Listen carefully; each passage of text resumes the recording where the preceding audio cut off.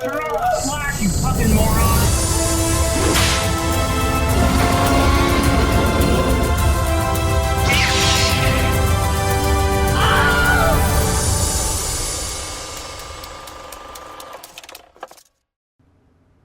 And it was on 3, correct?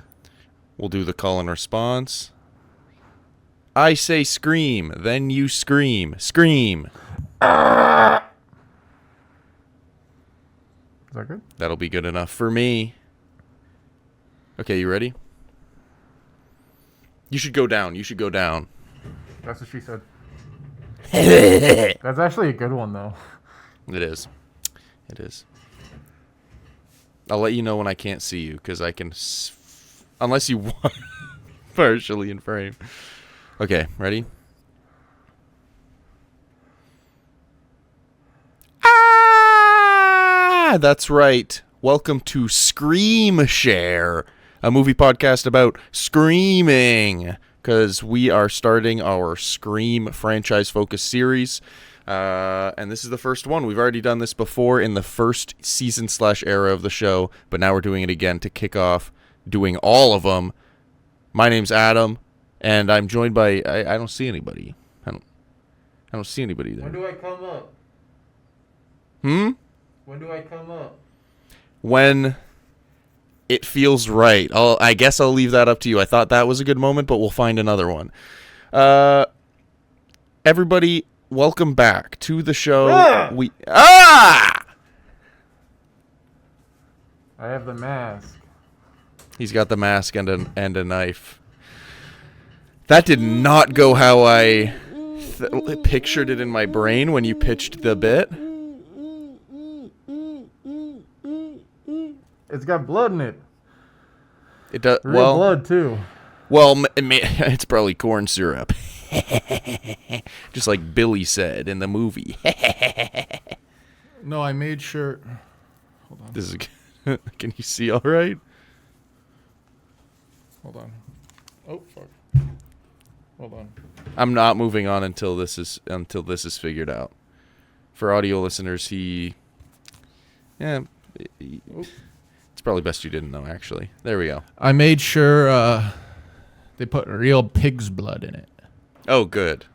At the Spirit Halloween, I at the front checkout, I said, "Is this pig's blood?" And you're like, "No, that's the corn syrup version." And I said, "Is it pig's blood?" Get the pig's blood from the back. Yeah. So yeah. They do that at Spirit Halloween. They do that. Doo-doo. You're a shit boy. That's what threw me off. I'm on fire today. Notice how I trailed off? It was because I lost confidence because I heard myself say doo-doo, and I was like, nobody who says doo-doo can be taken seriously. You don't know what the hell's going on in your fucking brain. I don't know what the hell's going on. I don't know if this is actually happening, but it at least appears like every 5 words from me, my audio is peaking. But we're not going to address that.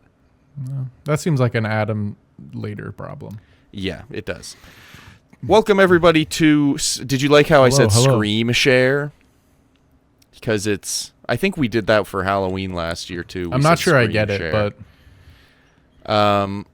You don't have to. Okay. So we're back to a franchise-focused series. We did John Wick, then we fucked around and did some other shit. Well, we did Avatar.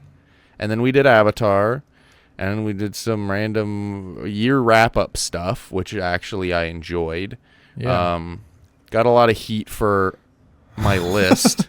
A lot of heat. One of our friends said that we should have put Parasite on, and he's correct about that. So. Yeah, which I said I haven't seen Parasite yet, despite really wanting to when it was in theaters. And now he about 5 times has brought up plans to plan a social gathering solely around making me watch Parasite, which...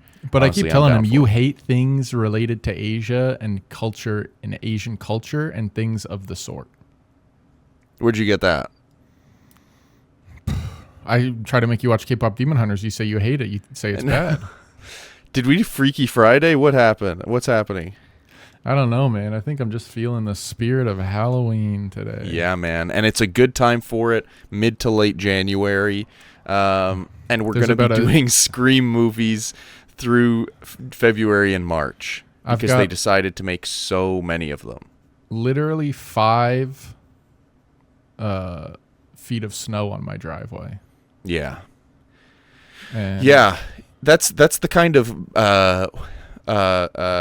what's it called? Subtext of this episode is that there's a raging winter's storm happening outside of our windows. Yeah. It doesn't really look like it here. It's actually kind of calmed down where I am. But yeah, we were supposed to get like 10 to 20 centimeters today. A Nigerian lady asked if she could park her car on my driveway because you're not allowed to park on the streets in Toronto. And what did you say? Yeah, sure. She said it was going to be for an hour, and I was like, all right, if you can get it out. Nice. I'm not shoveling. Yeah. Yeah, I'm not shoveling either. So you've gone out and shoveled once. I'm guessing you're going to go. I did the front, and then I did my back deck. So, like, twice, but not doubling up on the same location.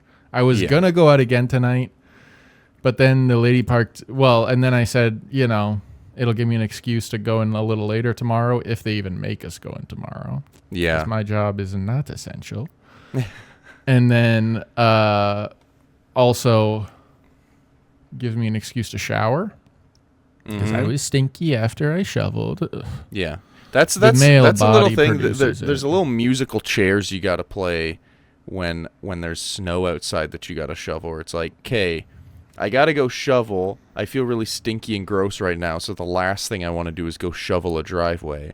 But if I shower and then go shovel a driveway, I'm just going to feel like this, if not worse, afterwards. Yeah. So I may as well just tank the stinky, gross feeling. It's sort of the intellectual game of being a winterized nation. Yeah. And that's what we are. You know, there's a reason that the more Arctic nations are so prosperous, and it's not because of violent colonialism. It's because they have to prepare for the winter. It's not because of exploitation of everyone else in the entire world. It's because we have to prepare and think ahead for winter, which these people in these hot places, they would not understand. Yeah, well, I was actually going to touch on that. I was going to say, if you're somewhere and you've ever thought, man, it's cold here, if it's colder somewhere else, you're not allowed to think that. Yeah, of course. Yeah. Which actually, even us, you know, there's, I'm pretty sure it's colder in, like, fucking, I don't know, Kiev. Probably not. I think they're a little more south than us, honestly. Are they? Well, fuck. Yeah, I think they still get winter, but I mean, we could Yellowknife then. That's a much more likely answer than Kiev. I was trying to give an answer that wasn't just like another place in Canada because I was trying to broaden my horizons. It's -8 in Kiev. You could also say Denmark. Chilly, yeah, Denmark. Yeah. Norway, Sweden. Greenland, but they don't even have daylight there. At least we got daylight still. That's true. And the daylight be saving. Are we in daylight savings time? No. I don't know. Oh. Can I be honest? 2 days or 1 day before each daylight savings switch, I see someone talk about it and I go, "Oh, okay, it's now." I never think about it until hours before. I don't think about it until someone tells me about it and I go, "Are we really still doing this?" No, I've never met a single person that's like, "We got to do this." Except our old boss, who we're not going to name, but you and I both worked at the same greenhouse, and he was a little pro daylight savings time just because he was like, well, it's because of the farmers.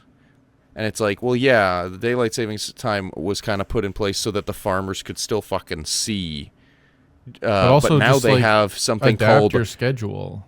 Way too bright LED headlights and bulbs. Like, we're fine. But it doesn't even make sense. No. Because, like, okay, they get up earlier or later. Like, it doesn't really matter. I honestly think no time zones. We just go 24 hours around the world.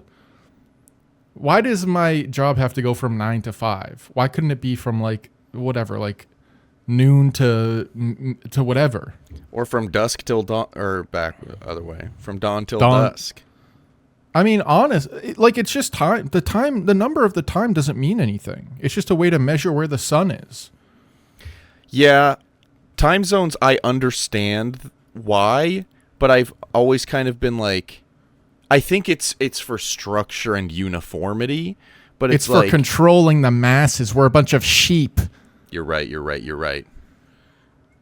Anyway, I'm probably gonna go after Big Time next. Big Time. I'm gonna write a scathing Substack article about Big Time. Greenwich, I'm gonna write Greenwich, a you're scathing, on my list. I'm gonna write Greenwich, UK, you're on my list. I'm gonna write a scathing Substack article about Flight Time and Big Easy. I'm not sure what that means. Those are two former Harlem Globetrotters. Okay. He's so- Globetrotter posting. I'm going to write another scathing Substack article about Zion Williamson losing his shoe deal. Yeah, I mean, like, who's buying Zion Williamson shoes? Put on these shoes. Your ankles will buckle every time you jump.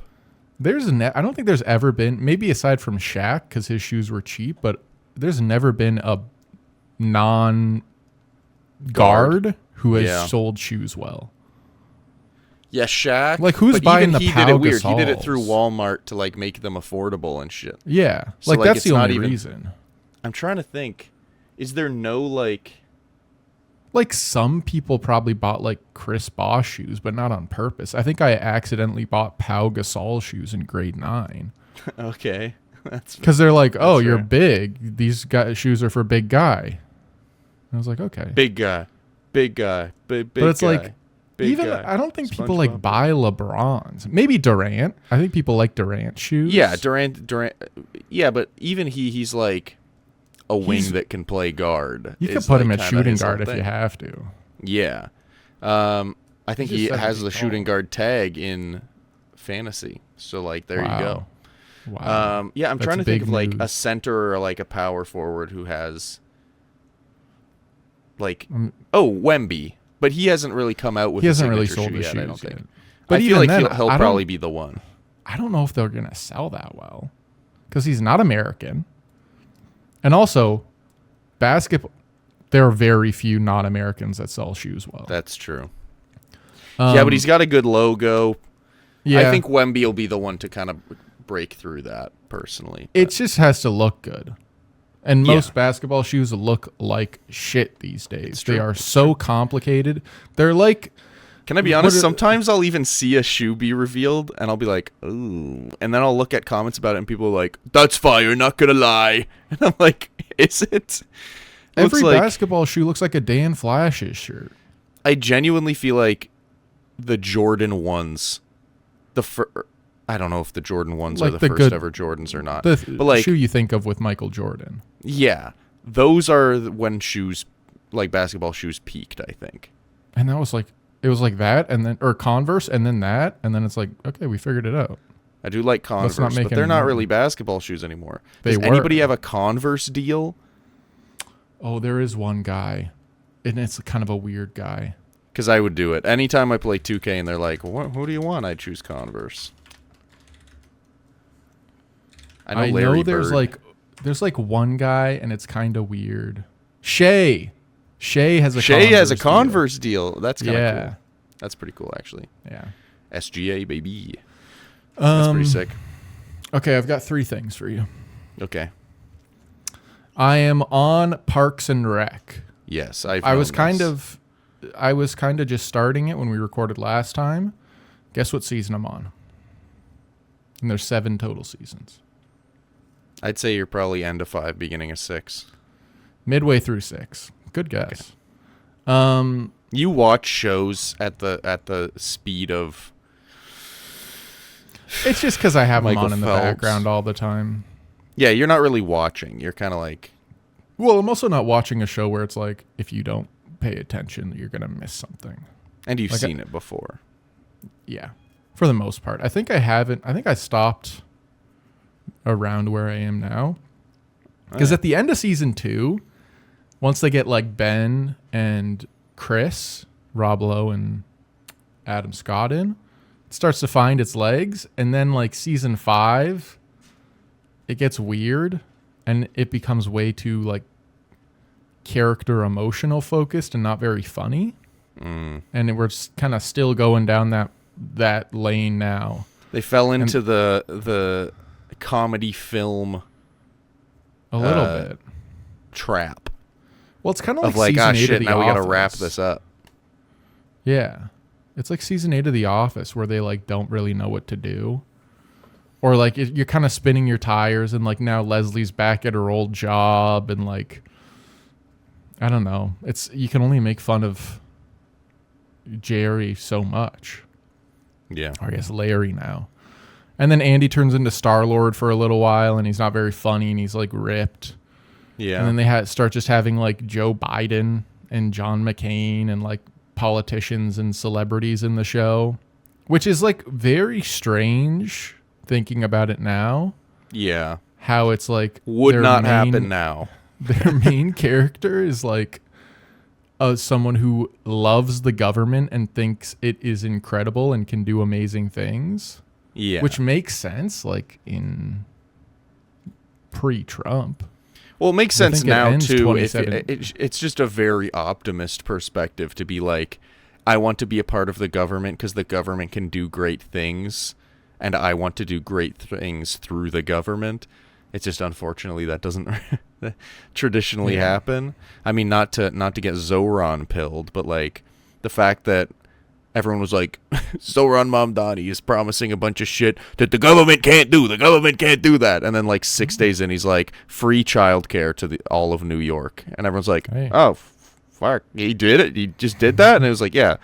And he didn't even raise taxes or anything. He just like used the budget that was there. And everyone's like, what the hell? It's like, I feel like Leslie Knope is kind of like the kind of like, I don't know, like the comedic hopeful version of that, where she's like, the government can be used for great things, but it is weird for the main character to like have Joe Biden and John McCain on. Well, because she like obsessed with Joe Biden. Yeah, But this is like end of Obama. well, yeah, that was Obama's time, right? Biden being a president. Yeah. So like, I kind of get why I was like, So he's what, it just would be kinda really like the funny if they were obsessed cool- with the vice Cool president. vice pres. Yeah. Yeah. It's just a little strange watching it now. And then Iran being like a libertarian. You're just kind of like, ugh. Like, I get it, but also like, and there is a lot of truth to like a lot of are they flashing SOS signals behind you? What's going on? Yeah, I don't know. I think that they have like a motion detected light and they keep passing it. It was just flashing. I thought they were Yeah. in trouble. But it's just like very strange that this is how people viewed politics at a point. Yeah. And now everything, like, I'm thinking about, should I buy a gun? Do we need to go to war? Like, that's where we are now. Yeah. Anyway, started watching Pluribus too, and it's fine. Is I it don't really Pluribus like it. or is it Plurbius? I don't fucking know, man. Because I thought I read it as Plurbius, and you and Matt have exclusively said Plurbus every time you've talked about it. What is that? What is the actual spelling? Plur. Yeah, I know it's plurb, but is it ius? I-U-S. IBUS. Pluribus. Pluribus. Okay, so I just Yeah. read it wrong. It's not Plurbius, it's Pluribus. But It's you guys have fine. been saying Plurbus. Anyway, sorry, this is a hang-up that we do not need to stay on. It's just fine. It's okay. Yeah, you haven't seen any of it? I saw like trailers and I saw like a couple clips, and it's Vince just not as Gilligan, right? entertaining. Yeah, it's just not as entertaining as I would have wanted it to be. Yeah, Like, I did also understand see the people talking idea. about how like Breaking Bad was like, what, like 7 seasons that had like 18 episodes per or something. I don't know if it's that much, but like, and they came out like It was at least 13. every 2 years or so, or every year or so for a bit. Whereas like now, just because of the landscape of media, and specifically television media, it's like it's like an 8-episode first season that might get a second season, and it'll probably be not released, but production will probably be 2 years from now, and then it'll come out 3, and it's like, ugh, that was the whole problem with, well, not the whole problem, not a lot of problems, but one of the big problems with Stranger Things was just like, it just takes so long. Didn't this shit fucking come out like 4 years ago, the last season? I don't remember. I'm thinking of watching The Next Generation next. Star Trek? Star Trek. Dude, yeah. I forget how deep into it I got. But like there was a bit, I started when you and I lived together, where I'd just like watch like 1 to 3 episodes a night, just like full pay attention, like no second screen bullshit, just like that was my I'm watching show. And like, man, every single episode I'd be like unironically, how are they gonna get out of this one? Like, and then they, spoiler alert, usually would. But yeah, man. And the truth is, I remember really enjoying the first season, and then talking to my dad about how I was watching it, and he was like, yeah, it's such a good show. He was like, the first season, it's a little slow, and it's like easily the worst one. And I was like, really? It's like, I'm really enjoying this. And sure enough, it just like got better and better. But I gotta get back into that. I was thinking about the original series, but I was like, it's just so dated. Like, maybe if I really like The Next Generation, I'll go back and watch that. But like, yeah, I need a little more modern, like not just clearly dudes bonking someone on a head kind of a thing, and then trying to make out with anyone on the planet. Yeah. When I decided I was watching Star Trek: The Next Generation, I just knew I wanted to watch a Star Trek show because I hadn't before. So I like did a bunch of research on like what the best seasons were. It kind of came down between like original series, Next Generation, and like Deep Space Nine, I think. And I was like, similar to you, I was like, the original series, I'm sure it still holds up to some degree, but I was like, I think it's just a little too old for me to like really get excited about it. And then Deep Space Nine takes place after Star Trek: The Next Generation. So I was like, if I watch The Next Generation and like it, then maybe I'll go to Deep Space Nine. But also, Patrick Stewart, Data. Well, yeah. Like, it's just got, I don't know all the other characters, but to me it seems like it has, Geordi. Is he in it as well? Yeah. It's like, at least to me, from my observations, like clearly the best cast of characters. And I really enjoy this show. You starting it up might make me go back and pick up where I left off. Well, I'll let you know. Last thing for you, Bobby Broccoli, YouTube guy, recently released, he does these like long form sort of science story based videos. Did one as like a 3-parter on the super collider they were trying to build in Texas. He recently released the first part of one about Rob Ford. Whoa. Which is very good. And there's a lot of stuff I didn't know because it was kind of like in our early like teens. Yeah, we were aware of stuff happening, era. But we weren't. I knew he smoked crack. Were not developed. Yeah, that's I knew about there as was much crack. as I knew he said. But like, I didn't know what his policies were. I didn't know like anything about him, and it doesn't delve. It's not too deep into that, but you kind of get a more filled out picture of like what motivated him and like what he was doing. And there's 3 more parts coming out at some point. Holy. So I would how long recommend is the first part? An hour and a bit, maybe like an hour and a half. Like, it's kind of a full movie. And stands relatively on its own. But yeah. Honestly, for the most part, that's most of the YouTube content I'm watching these days is like it's like an hour or longer. I love putting on like a 6-hour deep dive introspective of something. Like, it just feels more like valuable for my time, you know? And I can put it on when, like, as I'm going to sleep and just stay awake for as long as I'm interested and then fall asleep and pick up where I left off next time. Yeah. So I would highly recommend that. Okay, It's called Meet Canada's Most Infamous Mayor. Which makes sense because... After watching it, do you feel like Rob was better or worse than Doug is? Doug is so much worse. Yeah. Okay. Yeah. Because Rob like actually cared about the constituents in his riding. Yeah, I haven't watched it yet, so I didn't want to make assumptions. But like the vibe I've gotten, so when all the Rob Ford stuff was happening, I was under the impression, mostly because he was kind of like being turned into a bit of a laughingstock, just not in our country, but globally as well. Yeah. For a brief bit. Mayor. Yeah, I just assumed, like, he bad guy. But, like, as I've gotten older, I've come to realize, like, no, I'm pretty sure, people liked Rob Ford a lot. And he cared and was, like, a pretty good mayor. I'm sure he made, like, countless mistakes. But, like, from what I understand, he was a pretty good mayor. And then Doug Ford became Premier of Ontario, kind of just off the name recognition of people knowing Rob Ford. And has just been wreaking havoc. Like I think Rob would have cut a lot of funding because that was kind of his thing.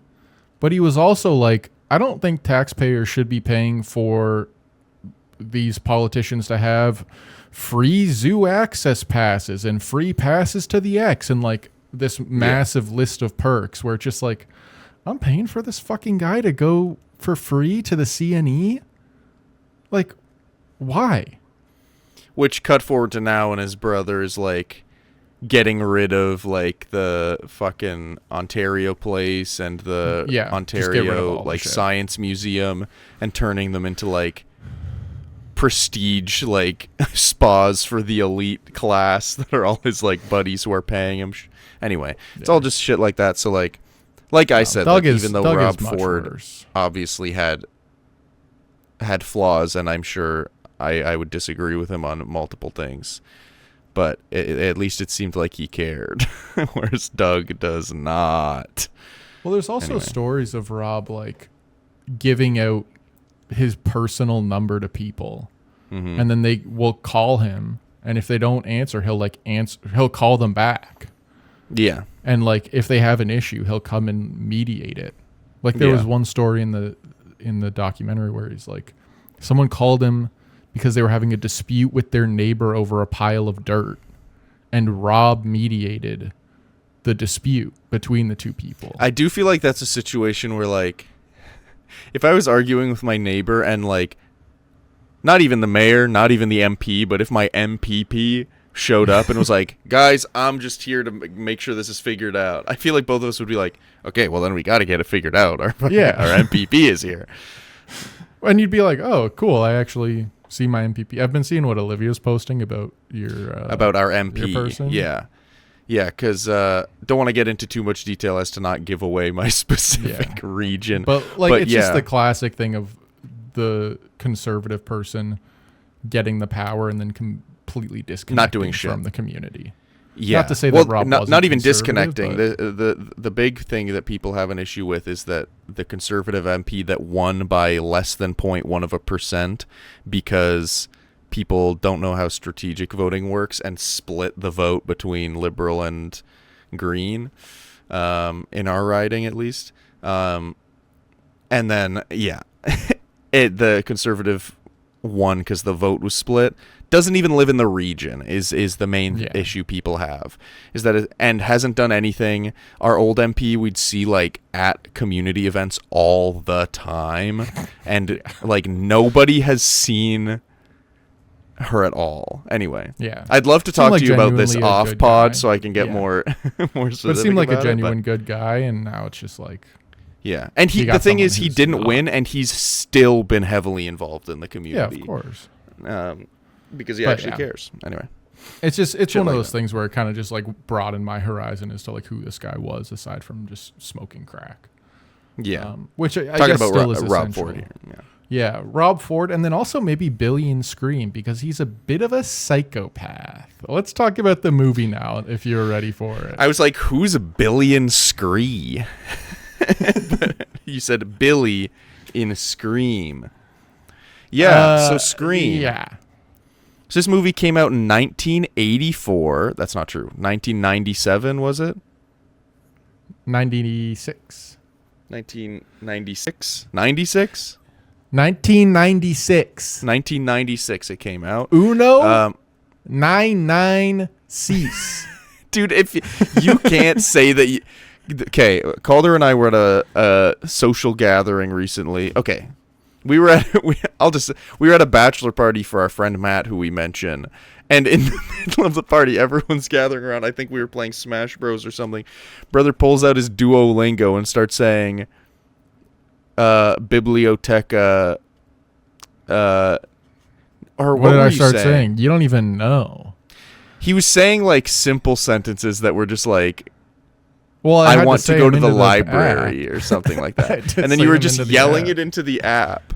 And you were like, I was like, okay, are you actually like learning sentences to say? And you're like, kinda. And then you came on here and said Uno 99. And then Cuatros, I think you said. I don't know. Cease. No, that's 6. Oh wait, yeah, 1996 in French. Well, I'm a multicultural man. Okay, maybe that's what you're proving. So Wes Craven directed this movie. Wes Craven, obviously the man behind the first Nightmare on Elm Street, the first couple actually.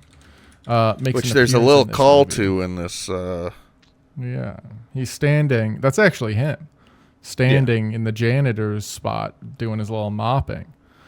But this kind of became his second franchise, but he's also done like a bunch of other movies, like the original Hills Have Eyes, which is insane.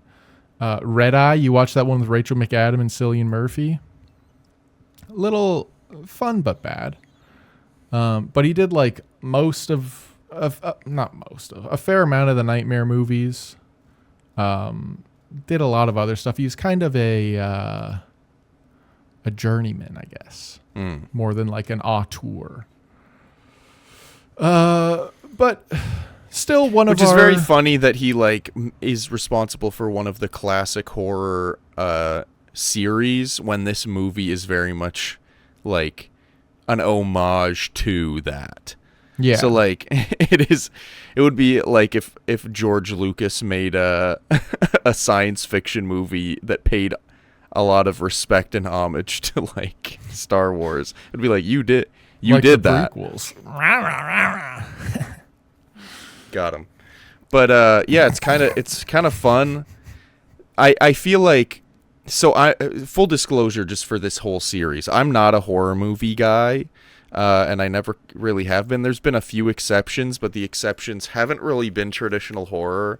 Like Get Out, not really a traditional horror. That's like a psychological, social horror. It is like a bit more like blockbuster movie than it is horror. Obviously, I got horror elements, but like it's scarier than this. Yeah, certainly. And then The Monkey. Which you and I watched. I thought it was fun, but that was like similar to this. Actually, it leaned a lot into the comedy of the movie, although I think it did more than Scream does. Well, it's more surreal, I believe. Yeah, but I think that this movie, Scream, I think that it strikes enough of a balance that I am able to like watch it. I do think it also helped that I've seen this before. We'll see how the rest of them go. And if I were to guess, I'd guess that as they get more modern, they lean into the actually trying to be scary a bit more. This might be a bit of a spoiler. The first 4 feel like this movie. Okay. And then when they do like the Legacy sequel, and it's not Wes Craven, and I don't think Kevin Williamson is writing those, then it kind of completely shifts. And you to also like have be more scary focus than funny focus. It's more of a like modern horror, anyway, like jump scare you in the theater kind of a thing, but not actually like it's not like you're watching Hereditary or like No, I'm not expecting know. them to be like the scariest movies ever, but I'm not a scary movie guy, so I think it being like very comedy focused has made it much easier, and I'm just interested to see how I'll feel about the later ones when they are a little bit less that. The later ones do, like, they get more scary, but I think, as with most movies that are based on older franchises, they just get so much stupider. Okay. But they're not intentionally being So I can stupid, laugh at them in a think. different way. Yeah. Okay. But I think this movie, like, honestly set the template for most of the horror movies that we see now. Yeah. Whereas before it was a lot more like there was the lane of like Rosemary's Baby or something and like shit like that, like The Exorcist, where it's just like trying to make people faint and die. Yeah. And then there was the teen slashers where it's like there's a bit of a sex thing to it because you see boobs, but it's mostly which there like is jump in this scare. as well, but it's a bit more like on the nose. They're aware of it. Yeah, it's a They're bit making more fun of it. jump scary kind of. And then this brought in like a whole new kind of comedy, fun for everyone in a way, over like 14 or 16 fun, that I think is just like very prevalent in most horror movies that cost Straight more horror. than $10 million. Yeah. Like the I Hereditaries, do really the Midsommars appreciate are not this, but I appreciate the kind of like on the nose, self-aware humor of the movie, kind of like eases the horror a little bit, but also makes, at least for me, makes me feel like it's okay and more fun to be scared than it is just scary. It's less so like, oh, this is fucking scary, and more so like, uh-oh, the scary moment's gonna happen soon, you know? Because well, it's it's like, not trying to haunt you. no, Like, you're and not, something. I don't think you're getting scared of Ghostface coming to your house to No. kill you. No. Whereas, like, you watch Paranormal Activity and you're like, I'm going to fucking die tonight. Like, Yeah. Even the monkey, when we watched it, that night at least, I was like, I'm going to wake up and I'm going to see the monkey. really? But, like, yeah. Well, I was like, I'm going to wake up and the monkey's going to be on the counter and start hitting his little drum, and I'm going to. And then, I mean, like, I Calder's did going to die. wake you up by crouching on the counter and hitting a little drum. So, Oh, you I were thought that kind was a of right, dream. But, no, that was I was like, that monkey, that's less of a chimpanzee, more of a gorilla.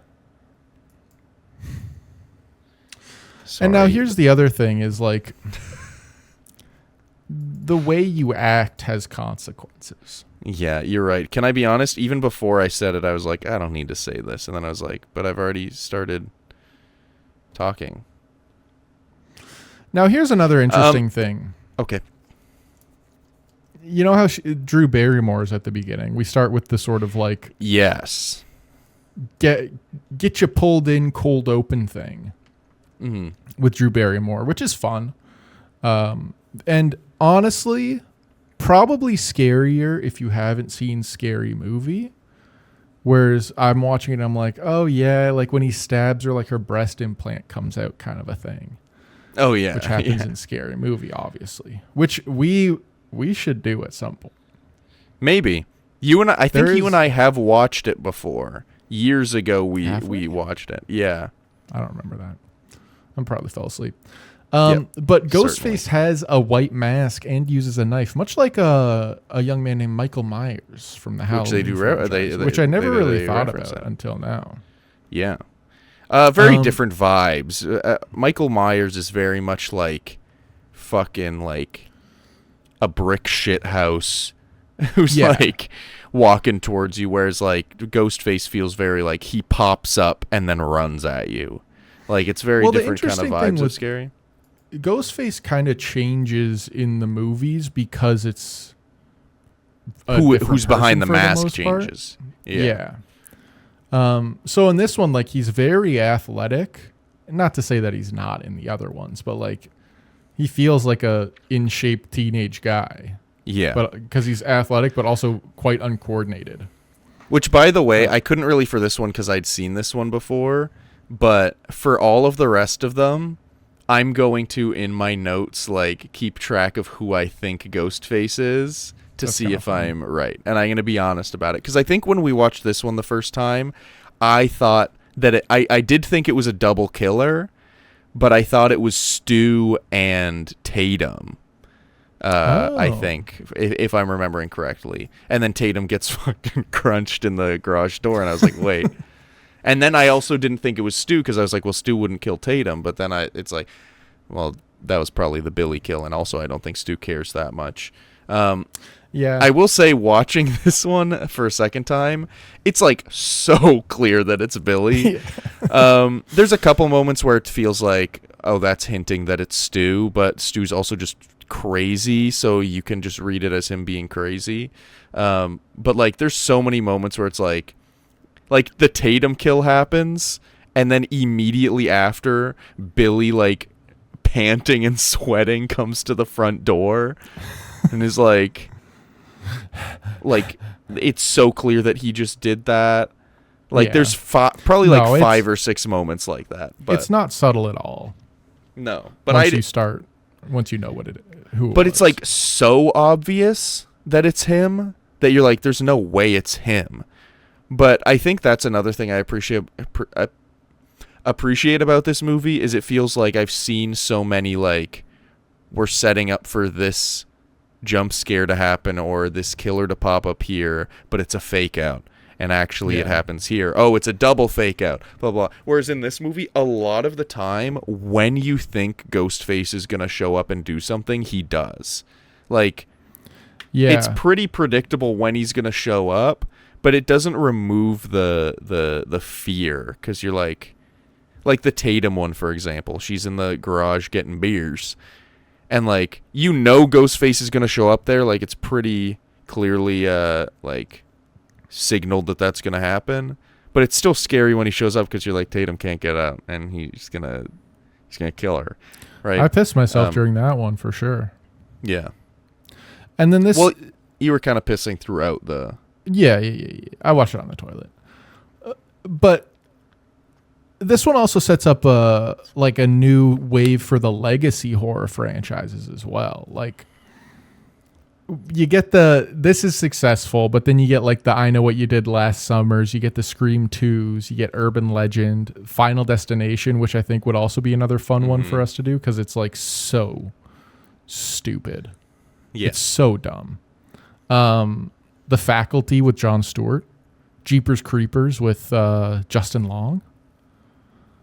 And then, but the legacy franchise is like, Halloween is kind of in a rut at this point. All these big former horror franchise mega busters aren't doing well.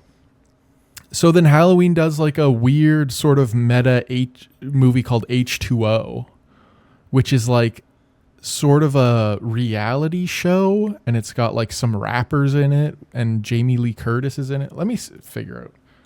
I forget who the actual, not H2O, just add water. Oh, it's fucking LL Cool J, I believe. Oh, of course it is. I love LL Cool J. And it's also got Michelle Williams. Forgot about that. But it's like a meta take on Halloween. And then like Chucky, they do like the Bride of Chucky, which is much more funny.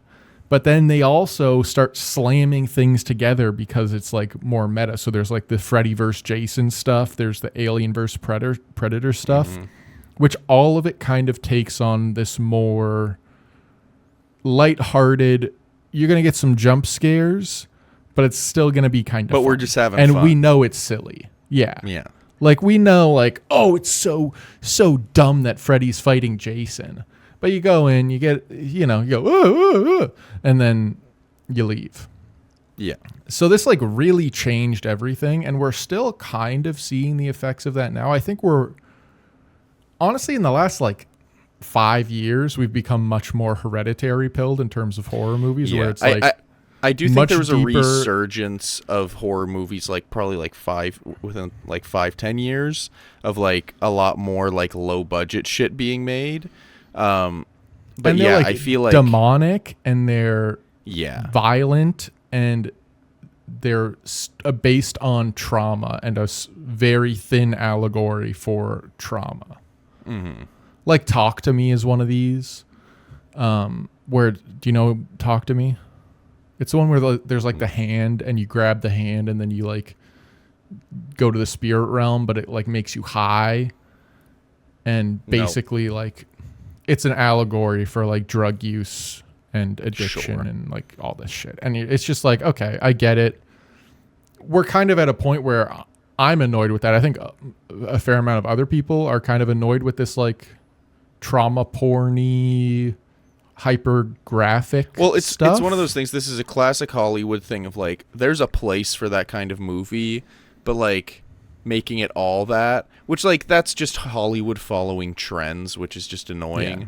Like anytime a movie does well, it's the classic thing with the Barbie movie doing well and us leaving the theater and being like, there's probably going to be a fucking Polly Pocket movie that gets greenlit because of this. And then there was literally an article that was like, like 25 different Mattel brand toys have been greenlit for films. Well, like the week after, they're like, make it. Lena Dunham is making a Polly Pocket movie, and I'm like, okay. Yeah, and it's like that movie didn't succeed because it was a toy movie. Same with the Lego movie. It didn't succeed because it was a toy movie. It's because it was a good movie first.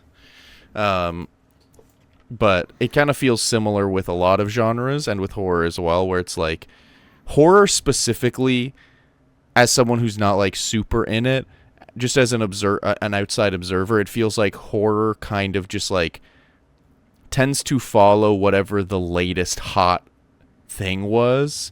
Like, oh, this type of horror movie did really well. You're going to see a bunch of clones of that. Oh, this one just did well. Now you're going to see a bunch of clones of that kind of movie. I mean, there was also the surge after Get Out, where it's like race horror became big. Yeah, or just social horror, like in like some regard. And you're like, I get it, but like none of these are as good. And honestly, some of these are just like actively offensive. Sure, because you're just like putting a black person in a movie and beating the fuck out of them, and there's no actual message. My favorite thing is a white person watching Get Out and being like, I need to make my version of that. It's like, which like happened a lot.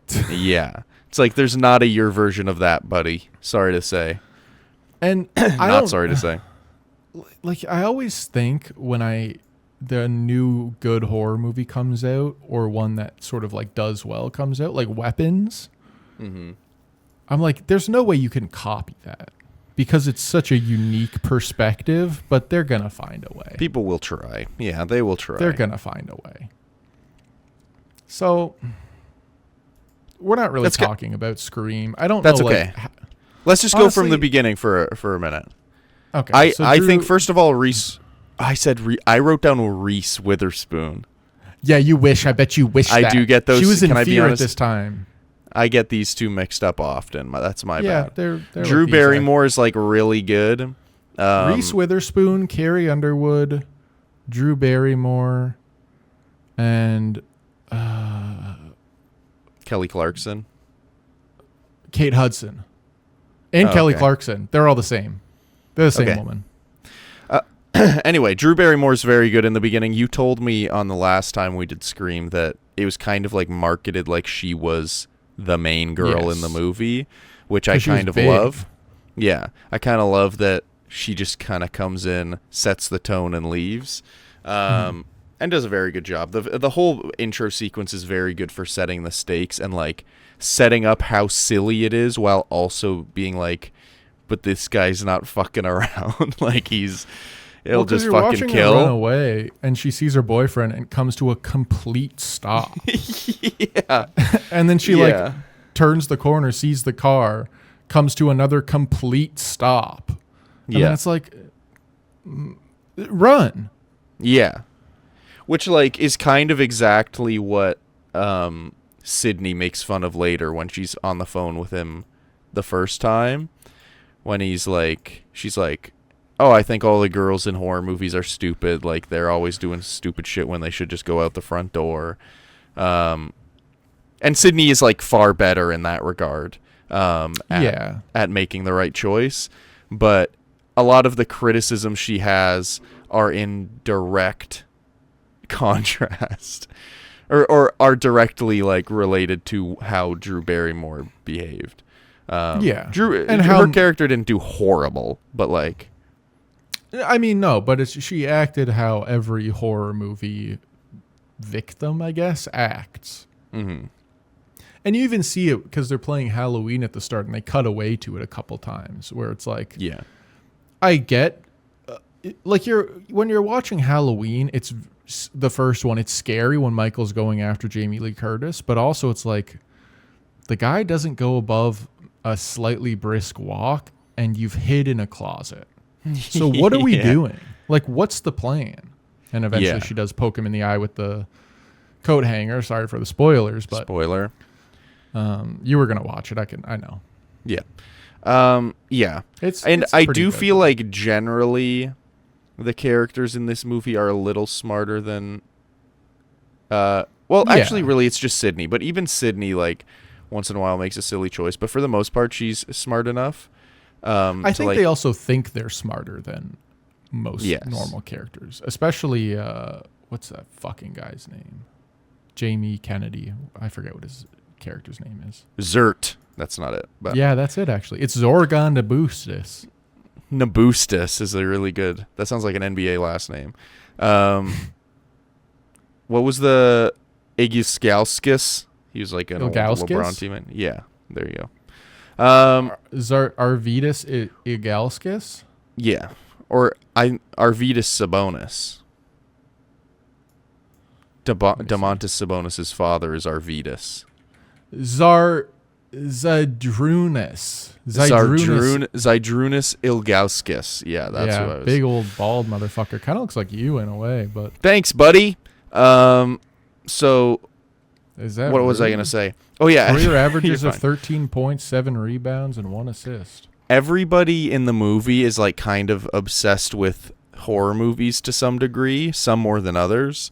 But they kind of do a fake out where the character that like works at a movie store, if you were gonna make the connection that Ghostface has a bit of a horror movie obsession, you'd probably connect it to him. But there's a lot of hints dropped throughout the movie that Billy is also a horror movie and just movie nut. Like when he's talking to Sydney in the first scene that he's in about like trying to get to second and third base or whatever, he's talking about like, what if we made a home movie? Oh, are you the character that blah, blah, blah. And he's like talking about everything in movie metaphor. Yeah. It's like, that's a big hint that it's him. But the issue is kind of all the characters are obsessed with it to a certain degree. But I do think that also makes them relatively smarter than the average. I like when they're at the party and Sydney goes, why can't I be a Meg Ryan movie or a good porno? And I'm like, yeah, me too. Yeah, I also want to be a good porno. Yeah, I was like, yeah. I should add that to my repertoire. Vernacular. All right. Add that to the tool belt. Whip that sucker out. Am I right, sisters? You're right, sister. Sister but yeah. Slay. So the the Drew Barrymore death happens, and then we kind of do a hard cut into some kind of crazy music. As we get to is it a high school? I'd assume it's a high school. Oh, the one where it's like doom, doom, doom, doom, doom. I don't. No, it's not that. What's the music? It's like a rock song that's making 500 different fucking noises. It was like bizarre. Obviously, I can't play it here. The music in this movie is insane, though. Yeah, it's very. That's the only time I sense. noticed that I was like, this doesn't feel like a great fit. Maybe I'm wrong, but it was very strange. But the thing is, like, I think it would have worked at the time. Oh, I'm sure. You know. I'm sure. All of the fucking reporters who come to the school are absolutely insufferable. Like, they're screaming at Sydney to talk to... Well, yeah, she's bad, but, like, the rest of them are also bad. And she kind of redeems herself a little bit at the end. still kind of not great, but at least she saves Sydney's life, which is good. But yeah, the reporters are just like all yelling at Sydney to like give an account of like her mom being like assaulted and murdered a year before. It's kind of like horrible. InfoWarsy. Yeah. It's just like they're just going at the victim. Which I do also think that's just a thing maybe about the character writing in this movie in general. Because, like, even the kids all kind of talk in a way that I'm like, did kids talk like this at this time? Like, all of them are so utterly detached from any form of, like, empathy or, like, human understanding or, like, they're all just like... Bit. It just feels so strange that they're all like, yeah, she got fucking gutted and all her fucking guts fell out. Oh, what a Sunday. Like, they're just, like, fucking joking. Like, but, like, nobody cares even the tiniest bit. Not just about other people, but, like, they don't even care about their closer friends. Like, Sydney is, like, a close friend in that friend group. And, like, they're joking about what happened to her mom. And it's, like, I think you gotta, like, put yourself in the time. So this is before Columbine happens, in the middle of like grunge rock. And it's like you're kind of in like the unfiltered kind of 90s Gen X like fuck you kind of a thing. Sure. So I think it makes sense. Like people have gotten so much more empathetic in our lifetime. It's insane. And like, you know, some people have gotten much less. But yeah. For the I'd most say generally part, yeah. People don't like yell slurs at people on the street for the most part anymore. Yeah. And if it does happen, people tend to raise Not an like issue that. about it. Yeah. Like things have gotten a fair amount better than in the 90s when it was just like people were just kind of fucking sucked and they didn't realize that they sucked. Yeah. Well, it's a lot of like trying to be like a sarcastic, like wisecracking, like nonchalant, don't care kind of personality. But it just comes across like everybody is kind of insufferable. The only likable characters, honestly, are Sydney and Dewey. And maybe a little bit the fucking Blockbuster guy who works at the movie store. Like, those are the only three characters. And even he's like... the cameraman comes out pretty well. He's okay. Yeah. Because he just gets sliced up. Another thing that I thought of is, like, they must have been so fucking bored back then because he's sitting in the van watching the feed and playing with a Cheeto like it's an airplane flying into his mouth. Yeah. Like, it's hard to imagine. The world has changed so much since this movie came out. It's hard to imagine what it was actually like. And honestly, let's go back. Yeah, I mean, in a lot of ways, Aside from the empathy thing, let's go back. Yeah, there's a lot of things that have changed for the better. Also, a lot of things that have had the opposite trajectory. Just speaking, since we're speaking on characters, let's just hit it right now. Matthew Lillard is absolutely electric in this movie. He's incredible. There's kind of like a switch once he is revealed to be one of the two killers, where he goes from like like annoying funny to just like absolutely absurd funny. Because like for the first bit, you're like, this guy's so like over the top insane. It's like, how is anybody even handling this guy? And then it's revealed that he's the killer. You're like, oh, that makes sense. And then he just like pushes it to 11. Well, actually, it feels like he was 11 at the 11 the whole time, so he pushes it to 12. But like, he turns it all the way up to 12. All the way up to 12. We could also do Spinal Tap because they have a second one of that. That's true. Sorry, I just killed all your momentum there. No, it's okay. Matthew Lillard's just like crazy. I think there's a moment that it triggered a memory of something you said in the last time we talked about this, was that his physicality is also just kind of insane. And specifically, there's a moment where they're just walking on the sidewalk talking about how they were going to throw a party.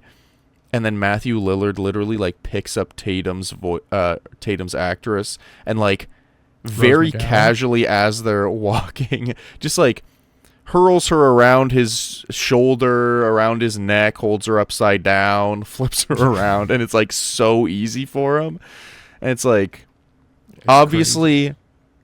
Impressive. And then once, like I said, once he's revealed as the killer, and specifically once he gets stabbed by Billy a bunch of times, and he's like, getting a little woozy here. He's like, oh, it really, and just like he's crying like a little baby, and it's very funny. And I enjoy that a lot. And he's a talented actor, but he doesn't like do a lot of other big stuff aside from Scooby-Doo.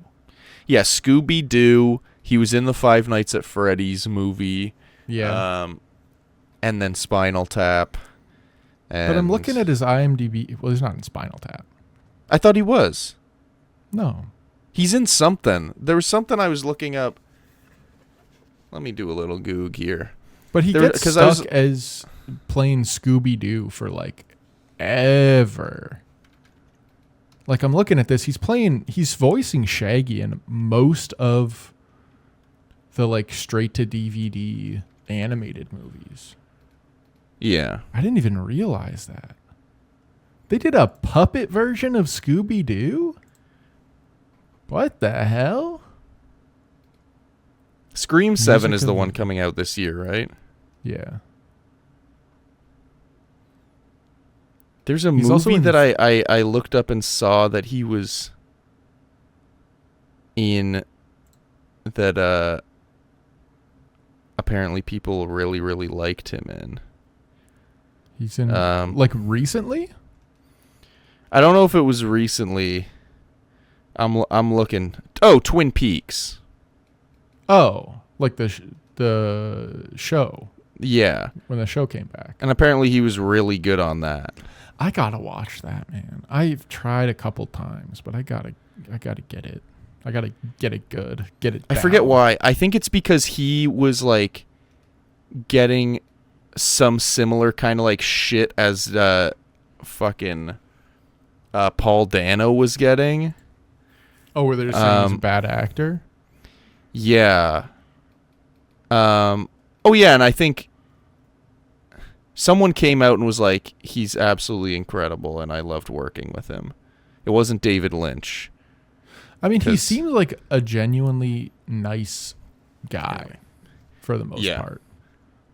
Like I obviously don't know him. I'd love for him really to heard anything bad about him. No, and I'd love for him to get more opportunities. I'm hoping that the Five Nights at Freddy's thing at least gets him kind of like back in the in front of people's eyes. And I think a lot of people are appreciating his work in the Scooby-Doo movies and kind of being like, he absolutely destroyed that role. Yeah, it's a kid's movie, but like he destroyed it. He's going to be in the new Tony Gilroy movie, Behemoth, with Pedro Pascal. Oh, I think Ava Victor. Olivia that's Wilde, who I saw talking about him. I think Will it was Arnett. Tony Gilroy. Yeah, because I think Tony Gilroy was like talking about like excellent actors he's worked with, and he name dropped Matthew Lillard, and I was like, what the fuck have they worked on together? Because I think Tony Gilroy might have worked at least a little bit on Twin Peaks. Oh, interesting. Or something. Well, I mean, they're also. Oh, I guess they're just filming now. I don't know. We're just talking about things we don't know about at this point. It's true. It's true. But I'd love for him to get more opportunities because he's like very clearly a gifted actor, but he kind of gets pigeonholed into. No, he wasn't in Andor. He kind of gets pigeonholed a little bit into like goofy role. But that's why apparently Twin Peaks is kind of like his best dramatic work. Yeah, but I think I love him. It's crazy what he does with his tongue in this movie. Like when he's like, and just his like mouth and his neck. He's got the biggest mouth I've ever seen. Makes me, honestly jealous a little bit. Why? But you want a big 13 mouth? Ghosts is one of the worst looking movies I've ever seen. So there's, two sides of that coins. And I think part of it is just like after this, they're trying to make him the star of a lot of movies when that's not necessarily like not necessarily the thing with him. He's like prime sidekick or side character. He's also in She's All That though. Oh my God. This guy's worked like crazy. Yeah, man. Anyway, we're just looking at a guy's IMDb now. It's a good segment. I did also want to... Let's touch on Sydney for a moment. Main character. Neve Campbell. Yeah. She has a bit of a weird accent in this movie. A little bit. There's times where it feels like she's doing a bit of a southern thing. A little bit. But I think she's really good. I think she's really good. I think she's like a great protagonist from a likability standpoint, but also just from a she's not stupid standpoint. Like, it's pretty easy to root for her, and she continuously makes like relatively good decisions, which is good. And I do feel like they do a pretty good job of like kind of slowly throughout the movie building up her kind of backstory and character a bit. Instead of just like exposition dumping. But one thing that I did... Sorry, you go first. No, you go. I was going to say one thing that I did like notice this time around was just like she gets attacked like 3 times. One time at her home, and the police are like, you can just leave her. At one point, they're walking around town before curfew, and the chief is like, "Where's Sydney?" And he's like, "Oh, she's with Tatum." I'm like, you think Tatum's enough defense? Yeah. She's got a murderer coming after. But then he's like, do you think I should bring her in? Or do you think, like, I should give her a police escort or something? Like, and the guy's like, no. And it's like, guys, like, you're trying to stop murders, and this specific girl had like 2 or 3 direct attempts at her life. And it's the day before and you're not the thinking anniversary like of her mother's death. Yeah.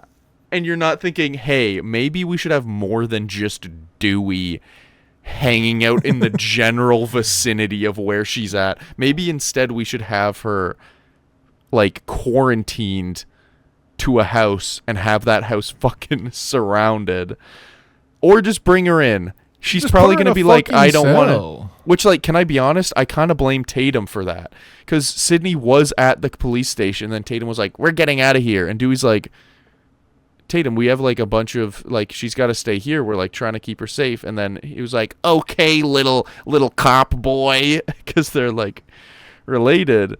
And it's like, no, like the safety of your friend, I think, is actually maybe the most important in this moment. But I don't know. Yeah, but what if they like? I would have wanted to go to a party a little bit. But that's the other thing. Like, just Dewey is there, and he's hanging out outside, and then walks. He's like, let me walk 3 miles down the road. That's a good idea. Try and bang Gail. Yeah. Why don't you just drive, brother? Yeah. I don't know. I love man. Dewey, but he's not a bit of a great dumbass. Cop. He's not a great cop. No. I like when Sydney's at Tatum's house and gets the phone call, and it's just Ghostface threatening her, and then she hangs up. And then goes crying, and then Tatum and her mom go to comfort her, and Dewey comes in just boxers and a white T-shirt holding his gun. Like, we're going to shoot the fucking phone? What was the plan, buddy? Yeah. I like Dewey, man. He's a good character, but he's definitely a little dumb. I think on the Sid being likable thing, one mistake that a lot of movies of this type do make is they make the people in the movie so unlikable. So you're rooting for them to get killed. Yeah, which some of these characters are. But they're not unlikable where I'm like, I want them to die. They're just unlikable where I'm like, I'm not like, please don't die, this character, please. You know? Yeah. I like the later ones that kind of come out after not spin-offs, but like inspired by ones. You'll be like, the frat guy is like an absolute piece of shit. The cheerleader's never been nice to anyone. Even the nerd is like not a bad person, but there's nothing like redeemable about them. Yeah, with I this do one, feel it's like like the you issue feel a with little going for in 'em. to more movies, I feel like I'm gonna get really good at identifying, like, oh, those characters are in this movie as like cannon fodder to just be Yeah. killed and die for the movie, and then like a few select characters will live. Yeah. Which is happens in as any franchise continues. That kind of happens.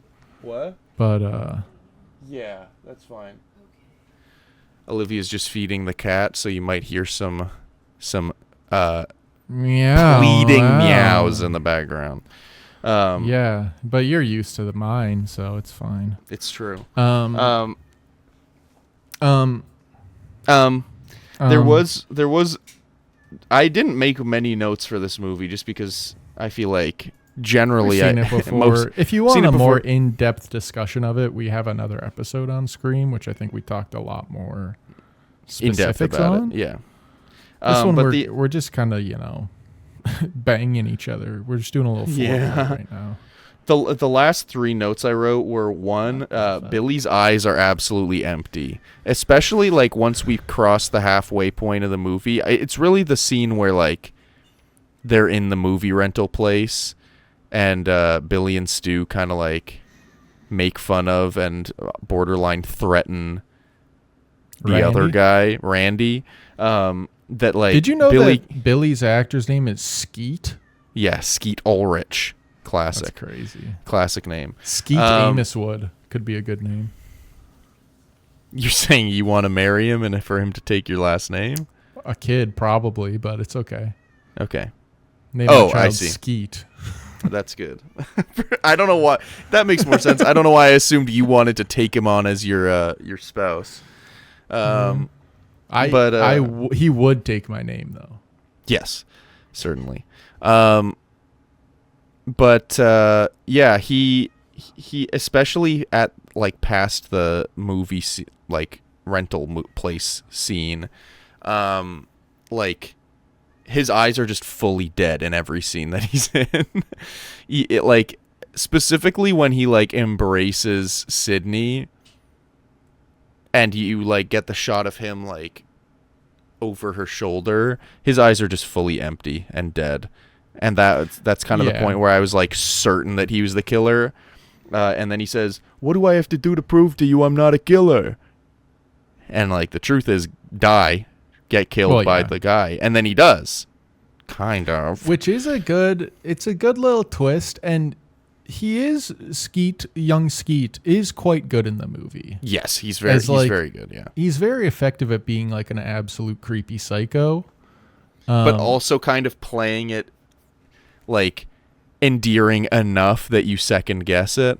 Yeah, and not that he's an endearing character, but yeah, but you're like, I mean, honestly, I don't know what she could possibly see in him. Me neither. But, which, I mean, he's hot. Well, we can say that. Yeah, yeah, he is, and he stays hot as Jughead's dad. Whoa, I didn't know that.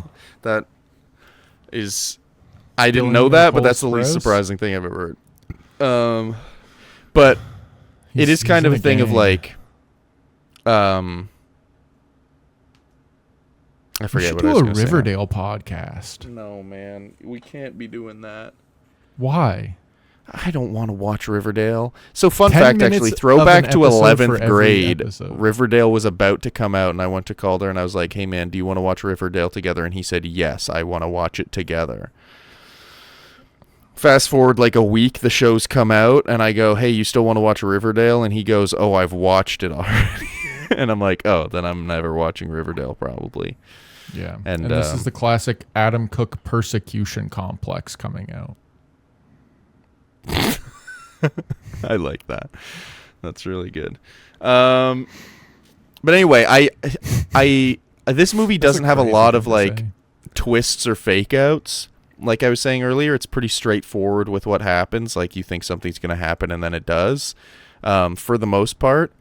But the fake out of them making Billy the first immediate suspect, him being arrested, but then like vindicated or exonerated, and then you kind of being like, oh, well, if it's not him, then who is it? And then you having a brief moment of like, it could still be him, and then it being like, oh no, it can't be him because he was just stabbed, so it can't be him. And then it makes the moment where it's like, oh fuck, it is him. Like, it feels much... It pays off. It pays off, and it kind of, at least for me, it makes me go like, oh man, like he had me fooled. I'm dumb. Yeah. Like I thought it was him, but then I was convinced otherwise. It's kind of like a genuinely good twist. Yes, and it's a good twist having then Stu enter the room, and you're like, oh, thank goodness Stu's there. I guess maybe the last person I'd want there, but at least he's there, and then it's like revealed. But that also it was having both the of thing them, where like Randy and Stu are trying to get into the house. Yeah, and Stu saying Randy's the killer, Randy the other way around, and then Sydney locking both of them out, Billy crawling and then falling down, hitting every stair on his way down, and then like comforting her to get the gun. I think it's just like a great sequence. Yeah, where it just throws you off balance, and you're like, maybe Randy is the killer. Like he could be. And it feels like they're in control of everything the whole time. The first time they feel out of control is when they misplace the gun. And are like, shit, and then they go to look for the gun, and then Sydney's gone, and it's like, oh shit, this is kind of like, you can see the panic set in, and they're like, they planned everything perfectly, and we're gonna get away with it. It was gonna be the perfect crime, and then they got a little reckless, they got a little sloppy, and it was enough to put them away. I don't think at any point I did think it was her dad, though. Like, I think they try to play that a little bit, but it's kind of like, not. Well, they're like, it was the anniversary of the. It's like, why would? I mean, I guess it's like the whole a big thing in this movie is that Billy is like, motives are overrated. Like, why do you need a motive to kill? Can't you just do it for the kill? But still, as far as motive goes, like.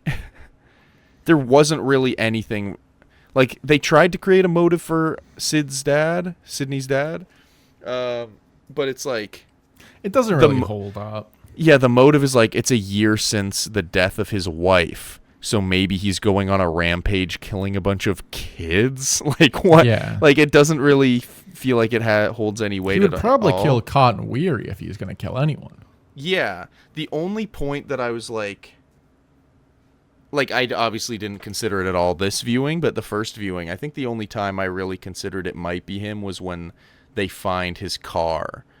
And I'm like, oh shit, why is his car there? But then when they reveal him like tied up, it's like, oh, like you put the pieces together pretty easily. Do you have anything else? Because I've got 2 questions and we're going a little long. Yeah, last note is just that it ends a bit quick.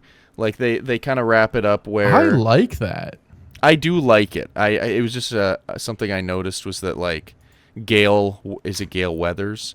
Yeah. She like comes back into the house, shoots Billy, and Stu at this point had already been kind of like beat up and bled out enough that he's incapacitated. And then they kind of just like have a couple like one-liner moments that are fun, and then they cut to Gail giving a report on what happened, and then that's the movie.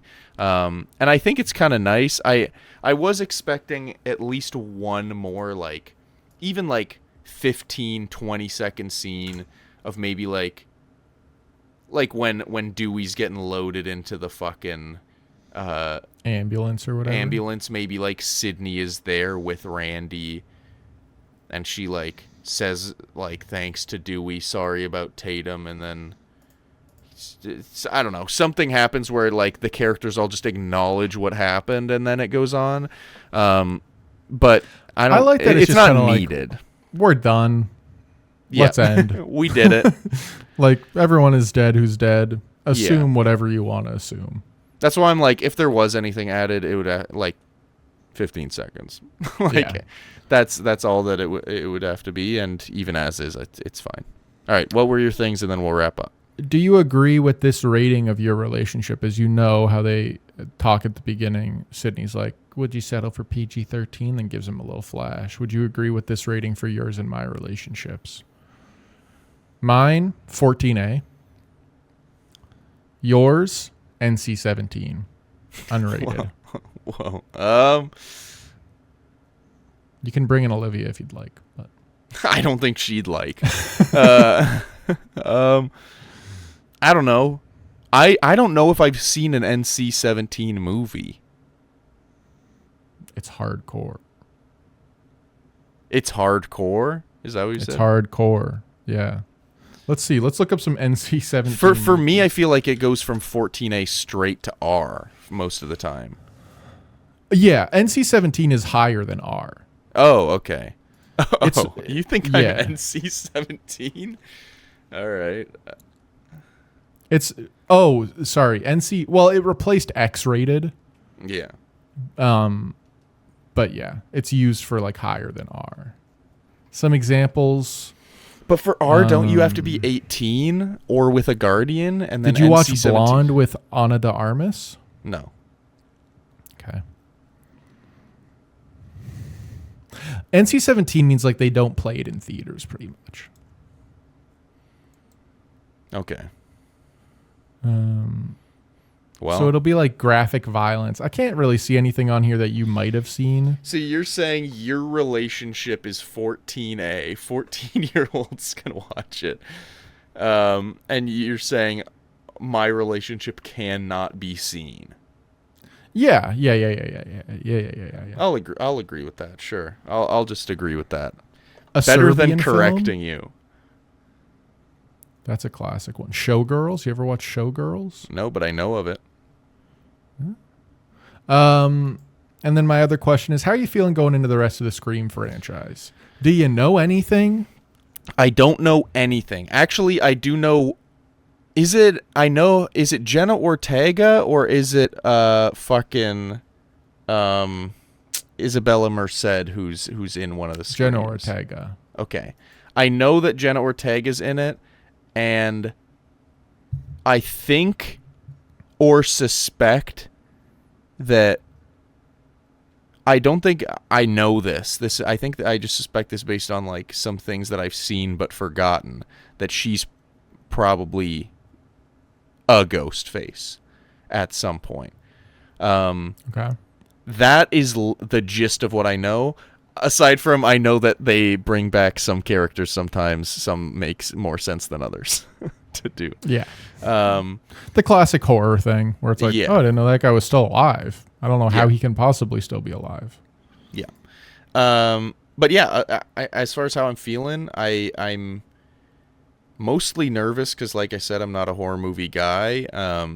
So I think you'll be able to handle it. I think so too.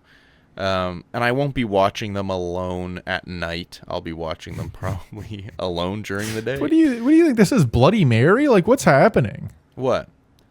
You think What? you're Oh, if you it's watch it so in the, crazy that watching a horror movie at night is a little scarier. Maybe I just have no fear anymore. Maybe I've completely beaten the fear out of my body. Well, it was never there, I don't think. I used to be scared of heights. Whoa, that's crazy. That's crazy for you because you're always at a high from a high place. Maybe it's just like the psycho killer thing doesn't get me, but like the paranormal thing does a little more. Yeah, I do think that I'm like, what's the worst case scenario? He catches the person and they are killed. I think a lot of the fear for me is less so like, oh no, he's gonna get them, and more so like, I don't like cutting kind of shit, and like Ghostface is very knife based. So like when he's chasing after someone, I'm less so like, no, run away, don't die, and I'm more so like, oh, I hope it's like more of a stab and not like a fucking slice. Because I don't like that. Like for me, the worst part of the movie to watch was when Ghostface like cuts across Tatum's forearm, because it was like a more prolonged shot of a cut, and I'm like, I don't like that. It's just like a little squeamish to watch for me. That's fair. That's fair. But aside from that, But like just I'm so kind you of know- excited to like give a horror series an actual try.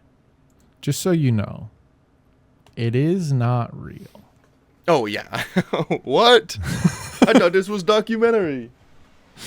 But yeah, I'm excited. I think it'll be fun. I think we'll be able to find some funny stuff as we get later on, and I guess this will be like your first experience with a relatively long-running horror franchise, Yeah. where I think you have a little more experience with the sci-fis. Yeah. But long-running horror franchises get ridiculous, and I think it'll be fun. I think it'll be fun too. Well, next week, Scream 2. Next week I think is it came Scream out like 2. the year after, so...